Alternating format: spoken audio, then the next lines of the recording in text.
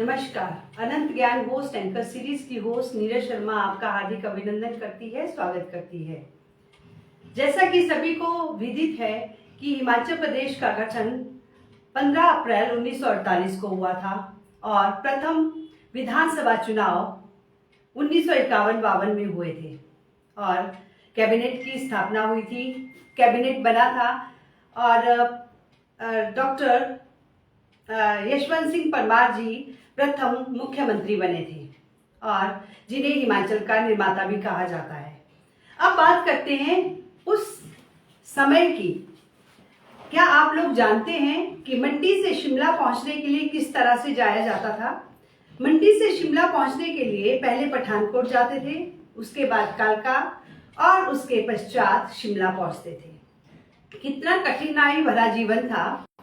और उसी समय में पंडित गौरी प्रसाद जी कैबिनेट में, जिनको एक दर्जा हासिल हुआ, जो वहां एक मंत्री बने, जिनके पास लोक निर्माण विभाग, आईपीएच जिसको जल शक्ति विभाग कह सकते हैं, परिवहन और स्वास्थ्य विभाग उनके पास थे। तो आज हम उन्हीं के बारे में, उन्हीं के सुपुत्र की जुबानी सुनेंगे। तो स्वागत करते हैं हम अपने स्टूडियो में पंडित गौरी प्रसाद जी के सुपुत्र श्री हितेंद्र कुमार शर्मा जी का, जो कि एचपीएफसी से रिटायर्ड एजीएम सेवानिवृत्त हुए हैं। तो सर, आपका स्वागत है अनंत ज्ञान होस्ट एंकर सीरीज में। सर्वप्रथम हम और जितने भी हमारे दर्शक हैं वो आपसे जानना चाहेंगे कि आपकी स्कूलिंग कहाँ से हुई और यहाँ तक एजीएम की पोस्ट तक आपकी जर्नी कहाँ से होती हुई पहुंची? मैं इनिशियल स्कूलिंग जो हमारी हुई वो मंडी के विजय हाई स्कूल में ही हुई। मैंने मैट्रिक 1967 में यहाँ से की। उसके बाद फिर बल्लभ महाविद्यालय कॉलेज से बीएससी पास की 1972 में। तो उसके बाद मैंने हिमाचल प्रदेश यूनिवर्सिटी शिमला में एमबीए में एडमिशन ली और 1974 को वहाँ से एमबीए पास करके जो है वो अपना आगे का कैरियर शुरू किया। उसी दौरान 1975 में ये हिमाचल गवर्नमेंट में एक नया डिपार्टमेंट की स्थापना हुई, जिसका नाम था industrial projects approval and review authority. इस अथॉरिटी का काम ये था कि जो भी प्रदेश में जितने भी मीडियम स्केल और लार्ज स्केल प्रोजेक्ट्स लगने थे, उसकी इनिशियल स्क्रूटनी और उनके लिए जो उनको सहायता चाहिए उसके बारे में पूर्ण एग्जामिनेशन किया जाए, ताकि ऐसे उद्योगों को कोई लगने में कठिनाई ना आए। तो उस विभाग में मेरी नियुक्ति अप्रैल 1975 को एज टेक्निकल ऑफिसर हुई। 75 में इस विभाग को ज्वाइन करने के बाद 1979 में फिर हमें डायरेक्टरेट ऑफ इंडस्ट्री में मर्ज कर दिया गया। तो वहाँ पर भी सेवाएं देता रहा हूँ मैं एज सीनियर टेक्निकल ऑफिसर। और 1982 में फिर एक अपॉर्चुनिटी मिली कि मैं हिमाचल प्रदेश फाइनेंशियल कॉर्पोरेशन में ज्वाइन करूँ, और वहाँ पे मैंने as deputy general manager join किया। एज डिप्टी जनरल मैनेजर मैं हिमाचल प्रदेश फाइनेंशियल कॉर्पोरेशन में 2001 तक चलता रहा और 2001 में मुझे जीएम बना दिया गया। 2001 के बाद फिर उसके बाद जीएम बनने के बाद मुझे सीजीएम बना मैं, और मैं वहाँ से एज मुख्य महाप्रबंधक के रूप में 2010 में रिटायर हो गया। तो ये मेरी जर्नी जो थी ये पूरी हुई इस प्रकार। बाकी सर, एक प्रश्न और था कि आप लॉ भी अभी भी आप प्रैक्टिस करते हैं और साथ में आप प्लेयर भी हैं। इसके बारे में मुझे जानकारी प्राप्त हुई है, तो आप कुछ बताएंगे कौन कौन से स्पोर्ट्स आप जिसमें आप महारत हासिल है आपको, और किसी के आप चेयरमैन भी रहे हैं, उसके बारे में बताएंगे। स्पोर्ट्स में मेरा इंटरेस्ट जो है बहुत शुरू से रहा हुआ है। स्कूल के वक्त से ही मैं 3 गेमें खेलता था, हॉकी, फुटबॉल और बास्केटबॉल। तो स्कूल की जो टीम थी उसमें भी मैंने पार्टिसिपेट किया। इंटर डिस्ट्रिक्ट मैच होते थे, उसमें भी मैं नाहन में जाके मैंने रिप्रेजेंट किया हॉकी में और फुटबॉल में। ये सारी 1966 की बात है। और टेबल टेनिस सबसे पहले विजय हाई स्कूल मंडी में हम लोगों के प्रयास से ही मिला। हमने उन दिनों हमारे हेडमास्टर शायद मिस्टर अरोड़ा हुआ करते थे, तो उन दिनों हमें नया नया पता लगा कि भाई टेबल टेनिस की गेम होती है। तो हमने उनसे रिक्वेस्ट की कि सर आप टेबल टेनिस का टेबल जो है एक मंगवा दीजिए ताकि लोग जो है यहाँ सीख सकें। तो बड़े प्रयत्न करने के बाद उन्होंने हमारी मांग मान ली और एक टेबल टेनिस का टेबल जो है वो लगा दिया। तो टेबल टेनिस का टेबल तो 1967 के आसपास ही आया, हम लोग तो थोड़ा खेल पाए, लेकिन उसके आगे फिर लोगों को उससे काफ़ी फायदा हुआ। कॉलेज में आने के बाद मैं वहाँ पर 2 गेम खेलता रहा। हॉकी मेरी फेवरेट गेम थी और हॉकी में काफ़ी महारत हासिल भी थी। हॉकी में मैं एक स्पेशल पोजीशन में खेला करता था जिसको कि लेफ्ट विंगर कहते हैं, और काफ़ी मुश्किल स्थान होता था ये। तो मैं 1968 ऑनवर्ड लगातार कॉलेज की टीम में रहा और इंटर कॉलेज मीट में भी पार्टिसिपेट किया। हमारी टीम 1968 में बिलासपुर में इंटर कॉलेज मीट में सर्वप्रथम रही और हमें उसमें चैंपियन घोषित किया गया हॉकी में, तो जो कि बड़ी गर्व की बात थी। उन दिनों हमारे प्रिंसिपल GN शर्मा जी होते थे, तो बड़े खुश हुए और उन्होंने बड़ा हमें शाबाशी दी। इसी प्रकार मैं हॉकी तो टीम में लगातार रहा, डिस्ट्रिक्ट हॉकी टीम में भी रहा, उसका भी कैप्टन रहा, कॉलेज टीम का भी कैप्टन रहा। टेबल टेनिस का भी शौक था, टेबल टेनिस भी खेलता रहा, उसमें भी काफ़ी कॉलेज में अवार्ड मिले, कलर भी हमें हासिल हुआ इसमें, हॉकी में भी और टेबल टेनिस में भी। तो इस प्रकार चलता रहा। उसके बाद जब BSc करके निकल गए तो यूनिवर्सिटी में तो चाल थोड़ा कम था क्योंकि यूनिवर्सिटी उन दिनों नई नई बनी हुई थी, तो MBA ज्वाइन किया था, काफ़ी टफ कोर्स था और हमारे लिए सब्जेक्ट भी नया था क्योंकि BSc करके निकले थे। तो लेकिन वहाँ पे ये हुआ कि वहाँ थोड़ा सा स्टूडेंट्स ऑर्गेनाइजेशंस में लोगों का, स्टूडेंट्स का सेवा करने का मौका मिला। उन्हीं दिनों वहाँ पे चुनाव हुए सेंट्रल स्टूडेंट एसोसिएशन के, तो उन दिनों डायरेक्ट इलेक्शन तो नहीं होते थे लेकिन क्लास मिलिट्री बनते थे और फिर उनके वोटिंग होके वाइस प्रेसिडेंट चुनते थे यूनिवर्सिटी में। तो 1974 में मैं अपना MBA क्लास का रिप्रेजेंटेटिव बना और फिर हमारे इलेक्शन हुए, तो उसमें मैं जीत गया। तो मैं वाइस प्रेसिडेंट रहा 1 साल 1974 में सेंट्रल स्टूडेंट एसोसिएशन HPU का। उस वक्त काफ़ी मौका मिला यूनिवर्सिटी के एडमिनिस्ट्रेशन से इंटरेक्ट करने का। डॉक्टर उन दिनों वाइस चांसलर होते थे हमारे, नाम मुझे याद नहीं आ रहा, बड़े फेमस और लर्नड आदमी थे, यूपी से आए थे। तो उनके साथ रह के काफ़ी कुछ सीखा। एग्जामिनेशन सिस्टम के बारे में भी काफ़ी उन्होंने मीटिंग करते थे कि इसको कैसे इम्प्रूव किया जाए, क्या क्या अच्छे स्टेप्स किए जाए जिससे कि स्टूडेंट्स को जो फैसिलिटी मिले। तो काफ़ी मौका मिला वहाँ काम करने का। सर NSY से भी जुड़े हुए थे आप? 1974 में जो है वो पहली बार स्थापना हुई NSY का, national student union of India, जो कि कांग्रेस विंग का स्टूडेंट विंग था कांग्रेस पार्टी का। तो NSY की शुरुआत हमी से हुई। मैं पहला को कन्वीनर था। हमारे साथ एक बिलासपुर के होते थे लॉ स्टूडेंट प्रदीप चंदेल, वो अभी लॉ प्रैक्टिस करते हैं बिलासपुर में। तो हम दोनों को को कन्वीनर बनाया गया। तो हिमाचल में जो NSY का जो गठन हुआ इनिशियली वो हमारे हाथों ही से हुआ। फिर हम 74 के बाद जब निकल गए वहाँ से तो 75 में सर्विस ज्वाइन करने का मौका मिल गया। तो उसके बाद फिर पॉलिटिकल एक्टिविटी से तो अलग ही हो गए। तो इस प्रकार चलता रहा। बाकी सर्विस में काफ़ी एक्सपीरियंस हुआ कि कैसे इंडस्ट्रियलाइजेशन हिमाचल में हुई इनिशियली। फिर भारत सरकार की तरफ से बहुत जोर था इंडस्ट्रियलाइजेशन के ऊपर। मैं आपको बताऊं कि 1948 में ही एक संस्था का गठन हुआ था, IFCI, industrial finance corporation of India. उसका काम यही था कि भी जो भी लार्ज प्रोजेक्ट लगेंगे और मिडिल सेक्टर प्रोजेक्ट लगेंगे उसको फाइनेंस प्रोवाइड करते थे। तो मतलब 1948 से ही हमारी सरकार का ध्यान था उन दिनों के कि भाई इंडस्ट्रियलाइजेशन होनी चाहिए। और उसके बाद 1951 में एक इन्होंने एक्ट पास किया, Himachal state financial corporation act 1951। उस एक्ट के तहत ये हुआ कि भी हर एक स्टेट में छोटी छोटी कॉरपोरेशन, जैसे ये हिमाचल प्रदेश फाइनेंशियल कॉरपोरेशन है, दिल्ली फाइनेंशियल कॉरपोरेशन है, ये कॉरपोरेशन बने और जो छोटी इंडस्ट्री को वो खुद फाइनेंस करे। और बैंक उन दोनों काफ़ी शाई होते थे इंडस्ट्रीज को लोन देने में, और उनका प्रोसीजर भी बहुत डिफिकल्ट होता था। तो एक सरकार की पॉलिसी थी कि भाई ये उद्योग लगाए जाए। साथ में उन्होंने हर एक स्टेट में कुछ बैकवर्ड एरिया डिक्लेयर किए।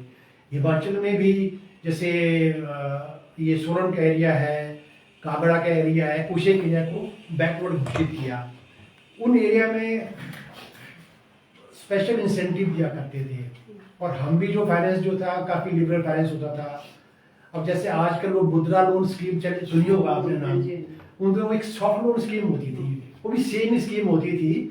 और वो सॉफ्ट लोन देते थे कि जैसे किसी के पास अगर पूंजी नहीं है, इंडस्ट्रीज के पास कोई बेचारा गरीब है, तो हम लोग उनको वो पूंजी देते थे और लोन भी साथ में देते थे ताकि वो इंडस्ट्री लगा सके।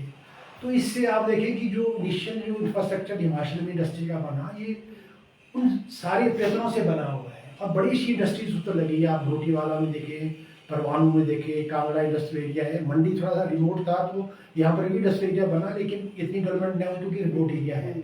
लेकिन जो पेरिफेरी है में काफ़ी डेवलपमेंट हुई है, बहुत इंडस्ट्री लगी है। रोटीवाला तो आप देख रहे हैं आजकल one of the best industrial hub in the country है।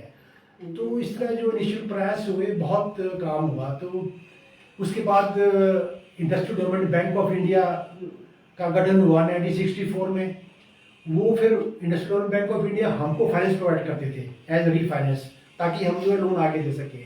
इंडस्ट्रियल डेवलपमेंट बैंक करने के बाद एक सिडबी का गठन हुआ, small industrial development bank of India. वो क्या किया उन्होंने कि आईडीबीआई से जो स्मॉल स्केल फाइनेंसिंग थी वो अलग कर दी और सिडबी को दे दी। तो इस तरह से रिफॉर्म होते गए। ये सारा कोई 91 में हुआ, उसके बाद फिर 2006 में हुआ। इस तरह से काफ़ी एक्टिविटी चलती रही, तो इंडस्ट्रीज में काफ़ी डेवलपमेंट हुई। सर ये तो हो गया आपके वाला दौर। अब करते हैं पीछे वाले दौर की बात, 1951 और 52 के बाद की। आपके पिताजी के बारे में आप कुछ बताएंगे कि जिस समय उन्होंने इलेक्शन लड़ा, क्या उससे पहले ही इस पॉलिटिक्स में आने के लिए इच्छुक थे, या कोई सर्कमस्टांसेस ऐसे बने उनकी पढ़ाई या उनको मिलने वाले लोग उसके कारण वो इन्फ्लुएंस हुए? मैं आपको बता दूं कि मेरे पिताजी पंडित गौरी प्रसाद जी का जन्म जो है वो नेर चौक, जो कि उन दिनों बल्ब होता था और मंडी स्टेट माना जाता था, मंडी स्टेट में 1918 में हुआ, 1918 में हुआ। तो शुरू की पढ़ाई उन्होंने भंगरोटू में ही की, भंगरोटू में स्कूल हुआ करता था। और उसके बाद वो 1935 में लाहौर चले गए आगे की पढ़ाई के लिए। लाहौर में उन्होंने मैट्रिक किया और साथ में आयुर्वेद का कोर्स किया। वहाँ पे एक प्रेमगिरी सनातन धर्म सभा कॉलेज होता था आयुर्वेदिक, वहाँ से उन्होंने ये कोर्स किया 1940 तक। जब ये वहाँ लाहौर गए तो 1936 में ही उन्होंने कांग्रेस पार्टी का जो मूवमेंट है जो चला हुआ था उस वक्त अंग्रेजों के खिलाफ जाने का, वहाँ ज्वाइन कर लिया था। वहाँ पे डॉक्टर सत्यपाल डांग और डॉक्टर गोपीचंद भार्गवा, ये दो बड़े लीडर थे कांग्रेस के, जो कि उस वक्त इस मूवमेंट को वहाँ लाहौर में लीड कर रहे थे। तो ये उनके गाइडेंस में उन्होंने वहाँ काम किया। जितने साल वो वहाँ पे 4-5 साल वहाँ पे रहे, तो उन्होंने बड़ा एक्टिवली वहाँ फ्रीडम स्ट्रगल में जो है पार्टिसिपेट किया। 1940 में फिर वो वापस अपनी पढ़ाई ख़त्म करने के बाद नेर चौक आ गए, जहाँ पर कि हमारा पुश्तैनी घर है, और वहाँ पे उन्होंने कुछ दिन थोड़ी बहुत प्रैक्टिस की। लेकिन उनका दिल जो है वो प्रैक्टिस पे नहीं लगा, क्योंकि लाहौर में रह के उनका जो दिल था और जो उनकी जो तमन्ना थी कि भाई वो भी नेशन की जो स्ट्रगल है, फ्रीडम स्ट्रगल है, उसमें पार्टिसिपेट एक्टिवली करें। तो उन्होंने यहाँ आके प्रजामंडल मूवमेंट चला था उन दिनों। प्रजामंडल मूवमेंट जो था वो जो मंडी स्टेट का जो राजा था, उनकी जो तानाशाही गतिविधियाँ होती थी साथ में, क्योंकि वो अंग्रेजों के साथ चलते थे, तो वो उसके खिलाफ का मूवमेंट था। तो उन्होंने उसको ज्वाइन किया। उन दिनों स्वामी पूर्णानंद जी होते थे, वो इसके चेयरमैन थे। तो उनकी अध्यक्षता में उन्होंने जो है वो प्रजामंडल मूवमेंट ज्वाइन किया 1940 में। और फिर 42 में राजा मंडी ने एक स्टेट लेजिस्लेटिव काउंसिल का गठन किया, ये दिखाने के लिए कि प्रजा के लिए जो फैसले होंगे वो उस लेजिस्लेटिव काउंसिल करेगी। तो मेरे पिताजी ने जो इलेक्शन लड़ा प्रजामंडल मूवमेंट के कैंडिडेट के तौर पे बल से, और उनके अगेंस्ट राजा का कैंडिडेट था कोई मिस्टर राय साहिब थे, उन्होंने उनकी जमानत जब्त हुई उनकी, और पंडित जी जो है वो उसमें स्टेट लेजिस्लेटिव काउंसिल में आ गए। उस दौरान उन्होंने काफ़ी लोगों के हित के लिए काम किए। हालांकि राजा मंडी जो थे वो उनका जो एटीट्यूड था वो थोड़ा डिफरेंट था अंग्रेजों के प्रति था, लेकिन तब भी वो काफ़ी मतलब हद तक जो है काफ़ी लोगों की सेवा करने में सफल हुए। तो ये 1942 से 47 तक प्रजामंडल मूवमेंट भी चलता रहा। पूरे हिल स्टेट जितने भी और भी जो हिल स्टेट थे उनके साथ कोऑर्डिनेशन करके प्रजामंडल मूवमेंट ने बड़ा एक्टिवली पार्टिसिपेट किया। बल्कि यहाँ पे काफ़ी कई जगह तो वायलेंट एजिटेशन भी हुए, उन्होंने पार्टिसिपेट भी किया। तो इस दौरान जो है वो 1947 तक ये चलता रहा, और ये डिस्ट्रिक्ट प्रजामंडल मूवमेंट के प्रधान रहे 1947 तक। 1947 तक जब ये रहे तो बीच में जो क्या हुआ कि राजा मंडी ने पंडित जी के और कुछ एक अन्य जो फ्रीडम फाइटर थे उनके अगेंस्ट जो उनको जेल में बंद कर दिया 6 महीने के लिए 1947 में। तो उस वक्त कहते काफ़ी हालात खराब थे। हमें तो मैं तो 52 में ही पैदा हुआ तो हमें तो मालूम था, लेकिन हमारे मामा जी थे पंडित योगेश्वर शर्मा जी, वो सुनाते थे कि भाई वो खुद जो है वो खाना लेके जाते थे वहाँ जेल में, उनको देते थे, और वो काफ़ी दयनीय स्थिति में रखता था राजा जो है। और किसी वक्त कहते हैं कि इनके जो उन्होंने बंदी बनाए थे उनको मारने का भी मतलब ऑर्डर होने वाले थे, लेकिन फिर 47 में जो है देश आज़ाद हो गया और फिर वो प्रेशर वगैरह पड़ा तो ये सब छूट गए। तो 1947 में जब ये लोग छूट गए तो प्रजामंडल मूवमेंट को कांग्रेस पार्टी में मर्ज कर दिया गया, और ये डिस्ट्रिक्ट मंडी के पहले कांग्रेस प्रेसिडेंट रहे 47 में। तो 47 से 51 तक ये डिस्ट्रिक्ट कांग्रेस कमेटी के प्रेसिडेंट रहे। फिर 51 में जनरल इलेक्शन हुए तो इन्होंने इलेक्शन लड़ा रिवासर कंस्टिट्यूंसी से कांग्रेस के टिकट पे, उस पर चुन के आ गए। और जो पहले विधानसभा का गठन हुआ तो उसमें ये फिर पहली जो कैबिनेट बनी उसमें 3 मंत्रियों की कैबिनेट बनी। उसमें doctor vice Parmar chief minister थे, पंडित पदम देव जो कि रोडू से थे, अपर महासू से थे, वो होम मिनिस्टर थे, और पंडित गौरी प्रसाद जी थे। इनके पास जितने भी गवर्नमेंट पोर्टफोलियो थे वो सारे थे। देखिए आप लोग देख सकते हो, या फोटोग्राफ है हमारे पास। उस समय में 2 मंत्री, एक चीफ मिनिस्टर और एक गवर्नर थे। तो आप देख सकते हैं हमारे हिमाचल के निर्माता वाईएस परमार जी और पंडित गौरी प्रसाद जी, और तीसरे थे श्री पदम देव जी। तो इस गठन के बाद अब बात थी कि भाई हिमाचल को कैसे डेवलप किया जाए, क्योंकि पंडित जी के पास तकरीबन सभी गवर्नमेंटल प्रोजेक्ट जितने भी डिपार्टमेंट थे वो थे, तो उन्होंने काफ़ी काम किया। उनका बड़ा ध्यान रहा कि भाई हिमाचल में रोड इंफ्रास्ट्रक्चर अच्छा बने। तो उन दिनों मंडी से शिमला जाने के लिए बाया पठानकोट जाना पड़ता था, फिर पठानकोट से ट्रेन पे लोग कालका जाते थे, उसके बाद शिमला पहुंचते थे। तो उन्होंने ये बीड़ा उठाया कि मंडी से शिमला जो है रोड बनाया जाए। तो बड़े युद्ध स्तर के ऊपर काम किया गया उस वक्त, और इस रोड का निर्माण जो है उन्होंने अपने समय पूरा करवाया। तो सर इनके और कौन कौन सी, जैसे इनके पास हेल्थ डिपार्टमेंट था, और इनके पास ये रोड ये तो था ही, ट्रांसपोर्ट तो था ही था, और साथ में आईपीएच भी था। तो उसके बारे में भी कुछ बताएं आप। अब रोड भी उन दिनों पहले प्राइवेट ट्रांसपोर्ट हुआ करती थी, तो इन्होंने अपना जो ट्रांसपोर्ट जो गवर्नमेंट हिमाचल गवर्नमेंट का ट्रांसपोर्ट था डिपार्टमेंट को स्ट्रेंथन किया, और सरकारी बसेज जो है लोगों को प्रोवाइड करने की कोशिश की। उस वक्त धीरे धीरे जो है बनता गया। बाद में जो एक मंडी में वो MKRTC नाम से होता था, उसको भी हिमाचल रोड ट्रांसपोर्ट कॉर्पोरेशन में मर्ज हो गया था।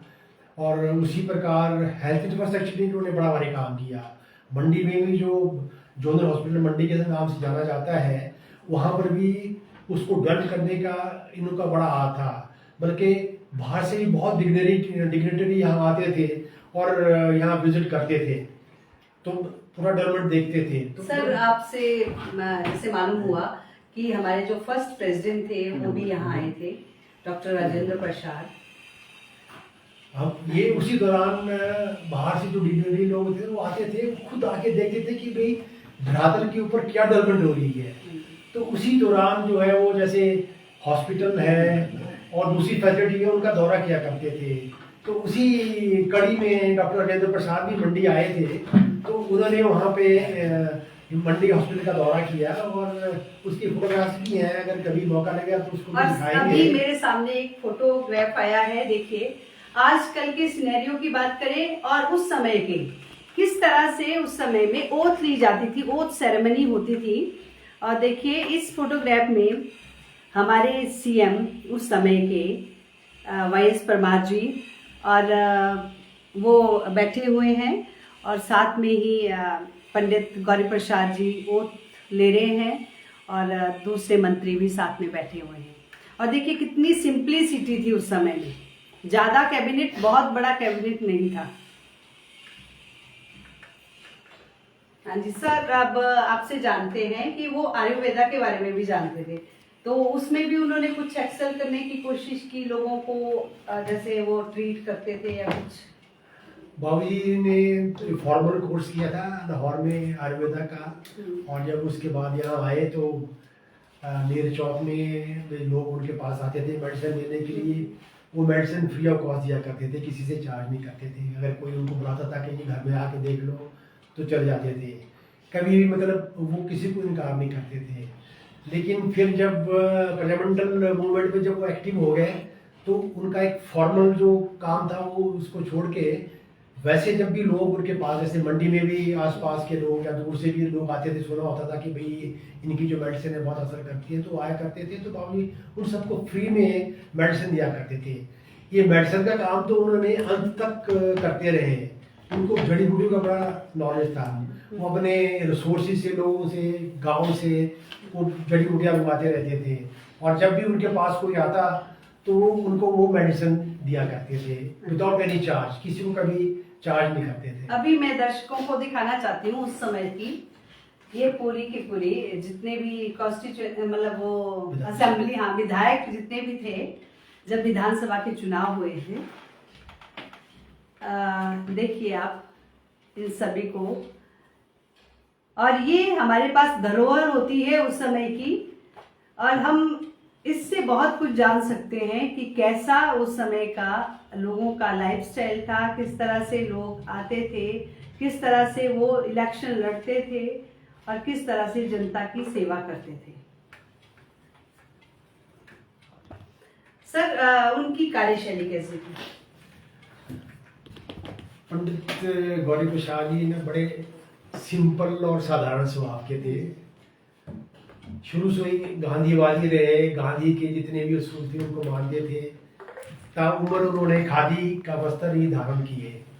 बाकी उनका ये था कि भी वो अपने सारे कार्य खुद ही क्या करते थे, अपने कपड़े धोने, प्रेस करना, और घर में भी औरों की मदद करनी, घर के कामकाज में मदद करनी, बाहर भी अगर कोई किसी को मदद की जरूरत है तो वहाँ चले जाते थे। तो उनका बड़ा सिंपल सा था। मॉर्निंग उनकी दिनचर्या होती थी कि सुबह 4 बजे उठ जाते थे। तो हम तो, हमारे उन स्कूलिंग होती थी तो हमें भी सुबह 4 बजे उन्हें उठा देना कि भाई उठ के अपना तैयार होकर पढ़ाई करो। तो तब से ही हमारा शुरू से रुझान था कि हम सुबह ही पढ़ा करते थे। सभी को सिंपलिसिटी सिखाई उन्होंने, और एक उन्होंने ये कहा कि भाई जीवन में हमेशा ईमानदार बन के चलो, कोई बेईमानी मत करो, और जिसकी जितनी मदद हो सकती है वो करो। तो हमने उनको असूलों को अडॉप्ट करने की कोशिश की जितना कर सके।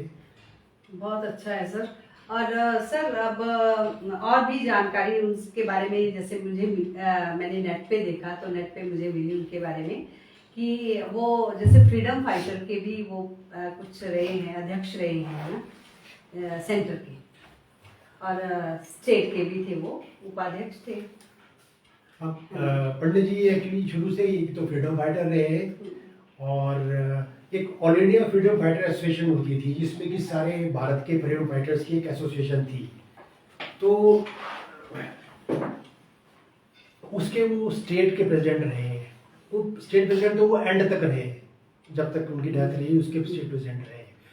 तो उस दौरान उन्होंने अपने तौर पे जैसे स्टेट गवर्नमेंट से टेकअप करते थे फ्रीडम फाइटर के इशू, उनको जो सुविधाएं होती थी, जैसे फ्री सर्विस के लिए, टिकट बुकिंग में फैसिलिटी के लिए, बाकी हेल्थ के बारे में फैसिलिटी होनी, कहीं पे अगर ऑफिस में जाना है तो उनको प्रायोरिटी के ऊपर देखना, बाकी जो ऑफिशियल फंक्शन होते थे उनको फ्रीडम फाइटर को इनवाइट करना, इस तरह से बहुत सी सुविधाएं उन्होंने जो है वो लोगों को उसमें मदद की। उसके अलावा एक उनका ये भी एजुकेशन भी रहा कि भाई जो फ्रीडम फाइटर्स हैं उनको पेंशन मिली, क्योंकि बहुत से फ्रीडम फाइटर्स जो है वो गरीब होते थे, तो उसको काफ़ी सभी लोगों की प्रथम से जो है फिर ये फ्रीडम फाइटर पेंशन का भी लोगों को मतलब जो है वो लाभ हुआ। जो फ्रीडम फाइटर थे उनकी फैमिलीज को, जो गरीब लोग होते थे उनको फ़ायदा हुआ। साथ में फिर नौकरी में भी उन्होंने जो है वो फ्रीडम फाइटर्स के लिए 2% रिजर्वेशन का इशू उठाया था और बाद में फिर वो सक्सेसफुल हुए और अब भी 2% फ्रीडम फाइटर्स के लिए एसोसिएशन फ्रीडम फाइटर के जो वार्ड्स हैं उनके लिए वो 2% की जो है वो रिजर्वेशन है। एक और चित्र है हमारे पास जिसमें भारत के प्रथम प्रधानमंत्री पंडित जवाहरलाल नेहरू जी के साथ उनका एक छायाचित्र है। आप सभी के लिए है ये कि आप भी देखिए किस तरह से वो एक इजी वे में और एक सिंपल वे में वो लोगों से मिला करते थे। सर इंटक से भी जुड़े हुए थे। बाबू जी जब उनका पॉलिटिक्स तो डायरेक्ट नहीं रहा पार्टिसिपेशन, उसके बाद उन्होंने दूसरे जो सेवा कार्य थे उसमें लग गए थे। जैसे एक भारत सेवक समाज संस्था होती थी और एक हरिजन सेवक समाज संस्था थी। विनोबा भावे से भी जुड़े वो, उनके भी आंदोलन में उन्होंने सहयोग किया। साथ में लेबर मूवमेंट में उन्होंने बहुत काम किया। वो हिमाचल इंटक के प्रधान रहे काफ़ी 4-5 साल, 64 to 70 तक। उससे पहले वो हिमाचल, हरियाणा, हिमाचल, पंजाब और JNK के वाइस प्रेसिडेंट रहे इंटक के। तो इस दौरान उन्होंने लेबर मूवमेंट में बहुत काम किया। जैसे ये जुंदनगर हाइडल प्रोजेक्ट में लेबर यूनियन होती थी, लेबर्स के बड़े मुद्दे होते थे जो कि पर्सनली जाके उन्होंने उनको ऑर्गेनाइज किया और उसको सुलझाने में की। साल्ट माइंस में लेबर होती थी, दरअसल साल्ट माइंस में उनके कई इश्यूज होते थे, उसको भी उन्होंने ऑर्गेनाइज करके उनके इशू सॉल्व करने का ये किया। तो ये इलेक्ट्रिसिटी बोर्ड की वर्कर यूनियन को ऑर्गेनाइज किया, ट्रांसपोर्ट वर्कर यूनियन के साथ उन्होंने काम किया और भी बहुत सारी जो जितनी भी लेबर से जुड़ी एक्टिविटीज़ थी उन्होंने बड़ा एक्टिवली पार्टिसिपेट किया। और लेबर क्लास की जो मुद्दों को जो उठाने में उन्होंने कभी भी पीछे नहीं रहे, हमेशा उनके साथ चले जाते थे। जब भी कोई उन्होंने आना कि जी पंडित जी हमारा ये काम है, आप हमारे साथ चलिए, तो उनके साथ जाके उनके जो इशू थे उसको बड़ी जोर से उठाते थे ताकि उनका जो है वो उसका समाधान किया जा सके। सर आपसे ही बात करते हुए जैसे लगा कि जो एजिटेशन होते थे वो कहाँ होते थे?